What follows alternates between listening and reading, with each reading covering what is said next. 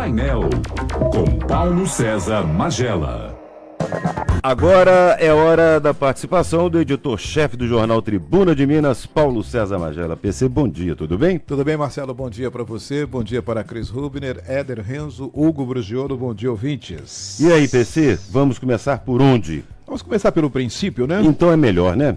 O presidente Lula está à caça de votos, agora ele também está entrando no circuito para a favor do candidato Flávio Dino para o Supremo Tribunal Federal, não é? Está tentando buscar votos. Enquanto isso, por outro lado, há manifestações. Aqui em Juiz de Fora, por exemplo, está sendo programada uma manifestação no dia 10, agora sábado, contra a indicação de Flávio Dino.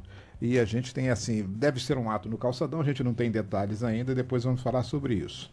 Por sua vez, Marcelo, o ministro Alexandre de Moraes, ele deu 48 horas, a contar de ontem, para a Meta, que é o Facebook, a entregar um vídeo publicado pelo ex-presidente Bolsonaro no dia 8 de janeiro, logo depois daquela invasão lá, sobre o risco de multa diária de R$100 mil. Então, vamos ver o que vai acontecer. O Facebook argumenta, a Meta argumenta que a gravação foi apagada pelo próprio ex-presidente, então não tem o que entregar. Mas o ministro deu esse prazo de 48 horas, que deve vencer então amanhã. Por sua vez, Marcelo, temos uma notícia internacional. Ontem eu estava acompanhando o noticiário, o presidente Nicolás Maduro, da Venezuela, ele anunciou um projeto de criação de uma região que vai pertencer ao seu país. Ou seja, ele já estabeleceu legislação, já indicou um general para assumir o cargo, enfim. Ele ordenou, inclusive, que a estatal PDVSA, que é da Venezuela, conceda licenças para a exploração de petróleo e gás na região. Não é? Então, é porque vai estabelecer a província de Essequibo. Ele decidiu e está decidido. Decidiu. Ele disse que ouviu 95% da população. Sabe-se que o referendo que ele fez foi muito baixo. Não teve audiência nenhuma. Mas, de qualquer modo, ele está tomando essas decisões. Tem que combinar com os Beck, né? Pois é. Porque ele está anunciando essa nova província, um novo mapa, uma nova legislação, um interventor, mas não combinou com o governo da Guiânia e nem com o governo brasileiro, porque se ele quiser fazer algum tipo de ação lá, ele vai ter que passar em território brasileiro. Na Amazônia. Na Amazônia. Pois é. Dentro do Brasil, porque na outra parte não tem como, é uma floresta fechadíssima. Fechadíssima, exatamente. Floresta amazônica, mas ele tem que passar pelo Brasil. E aí é uma ação dentro de um território brasileiro, não é permitido e ele não vai aceitar, não vamos aceitar. O Brasil já avisou que não vai aceitar, já deslocou tropas, lá tem pelo menos 20 tanques já estão na região lá, fazendo esse tipo de avaliação. Mas que hora de arrumar confusão, né? É porque tem eleição. O ano que vem tem eleição lá e ele está querendo criar um fato político porque o prestígio dele tem caído nos últimos anos. Tanto é que esse referendo, ele fala que 95% da população aprovou, não há nenhuma prova disso. Mas a maior adversária dele, ele mandou prender? Sim, por isso eu estou falando que ele está perdendo o prestígio político porque a oposição está crescendo. E ele sabe, então está querendo criar um fato político. Como aconteceu também na Argentina, quando o general Galtieri criou aquela ideia de invadir as Malvinas. Malvinas, que os ingleses chamam de Falklands e os argentinos falam Malvinas. Aí tomou aquela decisão e foi um desastre total, porque as tropas inglesas, os Gurkhas nepaleses, acabaram vencendo e afundaram o general Belgrano, que é um navio de guerra da Argentina, e o resultado é que as Falklands as Malvinas continuam sob controle inglês. E Galtieri, pouco tempo depois, foi deposto. Ele caiu, ficou no ostracismo, acho que chegou até a puxar cadeia. Bom, Marcelo, vamos falar agora um pouco da política daqui. Deve ir hoje a plenário, o mais provável, o projeto do regime de recuperação fiscal proposto pelo governador Romeu Zema. Ou novela também, né? Isso aí é igual o Direito de Nascer. Lembra o Direito de Nascer? A novela Janete Claire deve se lembrar aí. O Direito de Nascer foram 2 anos de novela. Se Janete Claire e Dias Gomes estivessem vivos, eles não teriam capacidade de escrever isso. Ou Glória Magadã. Aliás, Glória Magadã era uma escritora mexicana, fez grandes novelas e tinha uma novela que não conseguia, tinha mais de 300 personagens. Então a TV não sabia o que fazer com tanta gente, não tinha nem texto, né? Resultado, aí como chamaram mulher do Dias Gomes, você falou agora. A Janete Claire. Aí chamaram a Janete Claire para resolver o problema. Ela criou um terremoto, matou todo mundo, e aí enxugou bem o elenco e terminou a novela, né? Então, o direito de nascer. Então, é mais ou menos isso, esse regime de recuperação fiscal está custando a passar. Tá. Ele foi liberado pela Comissão de Fiscalização Financeira e Orçamentária e agora deve ir a plenário. Ontem, o deputado Zé Guilherme, inclusive, é irmão do Marcelo Aro. Ah, irmão do Marcelo a família Aro Zé Guilherme é o nome do avô deles. Foi presidente da Federação, Coronel Zé Guilherme.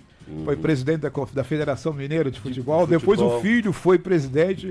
Depois o Marcelo foi presidente. Eu lembro do Marcelo Aro. É a família toda, a família Aro que controla não só o futebol de Minas ainda, mas também tem forte espaço dentro da Assembleia e também na Câmara Municipal. Tanto é que o presidente da Câmara não foi cassado, porque eles conseguiram tirar o quórum e o resultado continua o mesmo lugar. Ou seja, então a família tem um grande prestígio. Então Zé Guilherme apresentou um substitutivo que assegura, apesar desse projeto, a remuneração dos servidores públicos mesmo durante a vigência do regime. Sim. O governo não sei se vai aceitar isso, porque não era essa previsão feita. Essa mesma comissão de Marcelo, ela também deu um parecer favorável a um projeto de primeiro turno, que é a Lei 875 de 23, de autoria do próprio governador. Autoriza a contratação temporária de professores pelo Poder Executivo para atender a necessidade excepcional. Esse texto já passou pela Comissão de Educação e segue agora para análise de plenário em primeiro turno. Muito bom. Bom, daqui a pouco nós vamos conversar com o vereador José Márcio Garotinho. Já está aqui, né? Então, vamos deixar para ele falar sobre a campanha que está sendo feita pela Câmara de Defesa do Idoso. Faça um idoso feliz. Exatamente. Então ele pode falar sobre isso. Aliás, a Cris já vai buscá-lo para o estúdio para conversar conosco. Bem, Marcelo, em ato solene ontem, o Garotinho, inclusive, também estava presente lá no evento, e o presidente do Sindicomércio também, Emerson Belotti.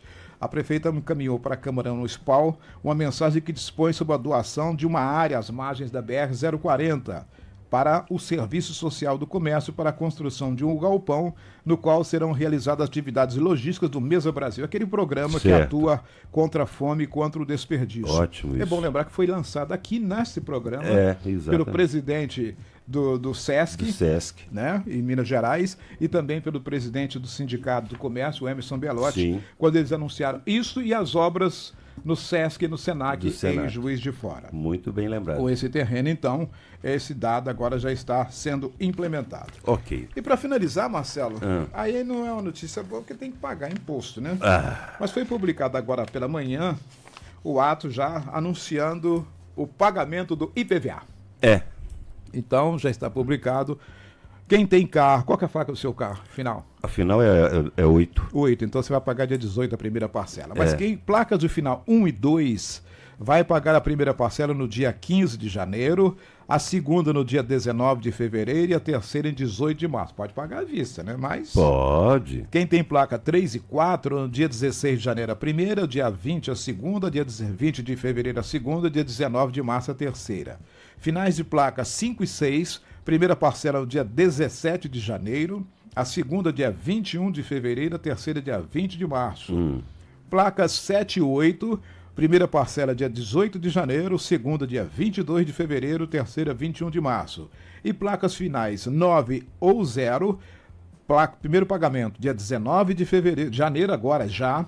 Quer dizer, você não conseguiu nem pagar aquele cartão de crédito das contas do fim do ano. Ainda. A segunda, dia 23 de fevereiro, e a terceira, dia 22 de março. Mas tem tão pouco imposto, a gente paga com o maior prazer. Não, é porque o problema é que você se surpreende no início do ano, né? E aí por exemplo, quem tem filho, material escolar, escola, matrícula. Isso já foi discutido, inclusive. Eu me lembro que eu entrevistei um deputado uma ocasião que ele falou que ele queria mudar esse processo. Já chegou, essa questão chegou a ser pensada. Chegou a ser pensada. Mas o Estado precisa de arrecadação, porque ele tem que pagar as no contas início do ano. No início do ano. Então, entre ele pagar e nós pagar, nós paga, né? Nós paga, né? A gente paga primeiro.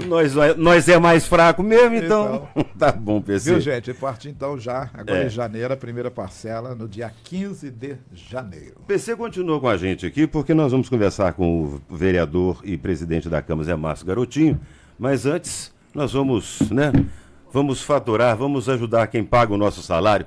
Transamérica 9h23. Painel com Paulo César Magela.